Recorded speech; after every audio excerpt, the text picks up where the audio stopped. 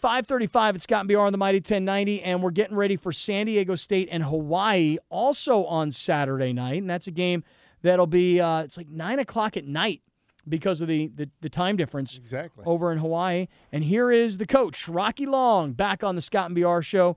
Coach, good afternoon. Good afternoon. How you guys doing? Doing really good. Yourself? I'm doing okay. Yeah, you feeling better after that win against Fresno? Well, I was for the first couple of days. Now I'm worried about this one. Right. Yeah. Well, back us up for a second on that game. Are they really, really bad on offense, or did you guys, in your estimation, play really, really great on defense? Well, they're not really, really bad on offense, and I'm not sure we're really, really good on defense. We only had to play about half the number of plays that we normally do because our offense kept the ball away from them and kept them on the sidelines. Normally they have about 90 plays a game because they're kind of hurry-up spread team, and they only had 47 plays. So we cut the number of plays in half, so that cuts the number of yards in half. Mm-hmm. Yeah. And Coach, I'll ask you right out of the chute, Donnell Pumphrey, what can you tell us about his condition? Because he left the game with an ankle sprain. He was looking really good, but as much as everybody expected him to be out several weeks, it seemed like he kind of jumped back out onto the field early this week. What's going on with Pumphrey? Well, he got through about 35 snaps today. It was all scout work. There wasn't any hitting. We were just in helmets and all that. But he looks like he can play. If we want him to play on Saturday, right now it looks like he can play. You got to be kidding me. That's amazing, huh? Well, I mean, did they misdiagnose the seriousness of the injury, or does he have like some kind of amazing recovery powers? Well, it's probably a combination. Exactly. It's probably not as severe as they thought it was, and then he probably is a fast healer. Mm-hmm. Incredible. Rocky Long and the Aztecs getting ready for Hawaii this Saturday night. So the kid who comes in to replace Pumphrey, Chase Price, right? Right.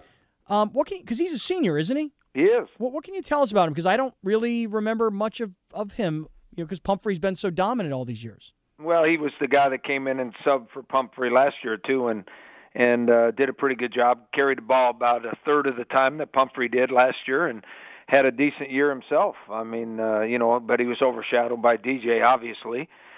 This year he's been the alternate that comes in, and they got a little bit different style of running, so they complement each other, and he's done a good job until he got the full load the other night. He's done a really good job as the backup, carried the ball about a third of the time as Pumphrey, and this time he had to do it all himself, so he did a nice job, really nice job. He's a pretty good running back in his own right. Yeah, like to see that. Good depth. Rocky, do you find it easy to prepare for a Norm Chow team? No, not really. I mean, Norm and I have been in this league a long time, right. And we've played against each other a lot, but he's kind of turned over the reins. He hired an offensive coordinator, and he's not running the offense anymore. So it's a spread type offense.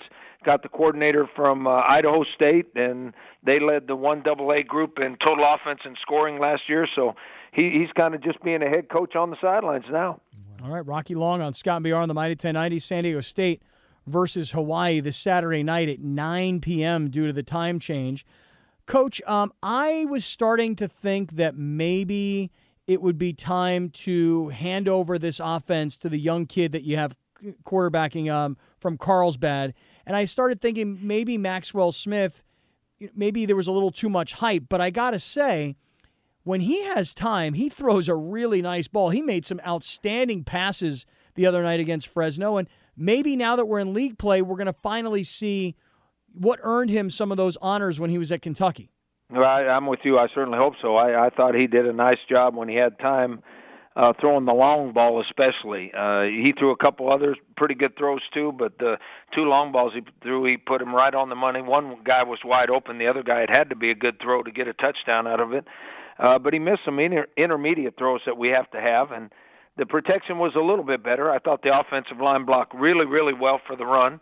But our protection is not where it should be, and I'm with you. Maxwell throws it good in practice in Skelly when there's nobody rushing him. So if he gets the time that he needs, he'll probably throw it pretty good. Yeah. Well, and again, now back to time. This was your big concern going into the season was your offensive line, and when we go back and we look at these games that were lost. And, look, I think a lot of people can go, okay, Cal's got an NFL quarterback, and, you're on the road at Penn State in front of 100,000. The one that seems to still stick with everybody is that home loss to South Alabama. But Now that you've seen teams from power conferences, you tell us, doesn't it make the Mountain West Conference schedule, I'll call it more manageable rather than saying a whole lot easier? Well, I think that's it. I think there's one team so far in our league that has proved that they can play ball, and that's Boise State. All the rest of the teams in our league have proved that they're not very good right now. I mean, there's some that show signs of being pretty good, and there's some that are improving, and there's some that are actually getting worse. But the talent level amongst all the teams is pretty much the same. I mean, you might have a little better running back. We think we have a little better running back. They might have a little better quarterback or receivers or something like that. But the teams, talent-wise, are basically the same. So now what's going to happen is somebody's going to get on a roll, and someone's going to get some momentum, and they're going to win a few games in a row, and by the end of the year, they'll be a really good football team too. And I think it'll be, Boise I think will be good. I think there's 2 or 3 other teams by the end of the year will be good football teams. Now, we hope we're the ones that catch the momentum. Well, I'm looking at the schedule. I mean, Hawaii this weekend, then at San Jose State, Utah State at Colorado State, Wyoming at UNLV, Nevada. I mean, these are all winnable games. I mean, this would be, to get on a 7-8 game winning streak, that would be really, really helpful for this program, I think. I totally agree, and I think right now Hawaii's thinking the same thing, and I think San Jose's thinking the same thing, and so forth and so on. Yeah, exactly right. Rocky Long getting ready for Hawaii. Now, this trip, you guys leave tomorrow, right? Yes, sir. What time are you guys taking off? We're leaving at 3. We get there about 6. Okay, leave at 3, get there 6, hotel, dinner, to bed, and then you got all day the next day. Well, what's the philosophy behind kind of making it real quick when you have to travel that far? Try to get them into the mood just that we're just going to play a game. And it's no different. Even at home, we take them to a hotel the night before the game. We get there fairly late. We feed them dinner. We put them to bed. They wake up the next day. We have meetings and walkthroughs and feed them pregame meal and go play the game. And we try to make it as much the same on the road as we possibly can. Now, there's a time difference that gets to be a problem. I mean, we're going to start the game at 9 o'clock at night, but young guys can handle that. If things are pretty much the same, it shouldn't make any difference whatsoever. All right, very good. Well, it should be an exciting game. Well, I mean, Rocky, talk about winning your 100th game should you guys be successful. I wouldn't have known anything about that if I didn't read the press release. Right. And I have too many other things to think about right now to worry about that or think about that. And someday when I'm on the porch in my rocking chair, I'll think about something like that. I gotcha. Rock, before you go, have you had anybody tell you, I hope so, I hope people are listening, about my recruiting concept for San Diego State? Well, I've had you tell me, and you and I have texted back and forth about it. Nobody else is coming to you going, hey, did you hear what he said about this? Nobody else, huh? Not yet. Well, that's terrible. That's awful. No, it just means that you two are the smartest guys in the conversation. See, the thing is that you cannot do this if you're not in a recruiting hotbed. But in a county like San Diego, where, what do you estimate, Coach? How many, just in your opinion, how many Division I college football scholarships might there be out of San Diego County this year? 10 to 12. 10 to 12, that's all? Yep. How many would you say are 1AA type scholarships? Probably another 10 to 15. Okay, and then I'll just keep going. Division II?